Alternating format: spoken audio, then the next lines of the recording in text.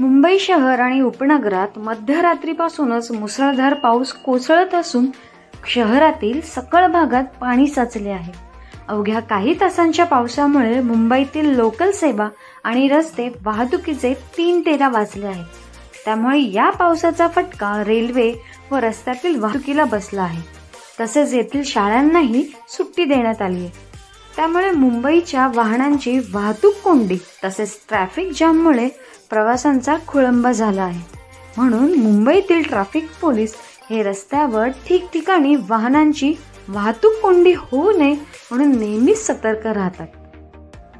तसेच रस्त्यावर अजून पाणी साठा तुंबू नये म्हणून तेथील अडकलेला कचरा पाण्यातून काढून पाण्याच्या प्रवाहाला अडकून न राहण्यापासून कार्य करत असतात.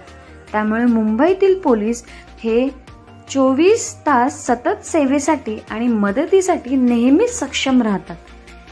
त्यामुळे सोशल मीडियाच्या सर्वच ठिकाणी मुंबई पोलिसाचा हा व्हिडिओ व्हायरल होताना दिसत आहे, ज्यामध्ये ते पावसाळ्यात पाणी काढताना आणि तसेच पाण्यात जो काही कचरा साचला आहे ते साफ करताना दिसत आहेत.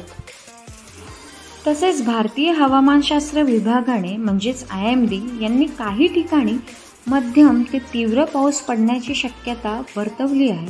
तर पुढील 3 ते 4 तासात मुंबई आणि त्याच्या शेजारील उपनगरांमध्ये मुसळधार पावसाचा अंदाज वर्तविला आहे.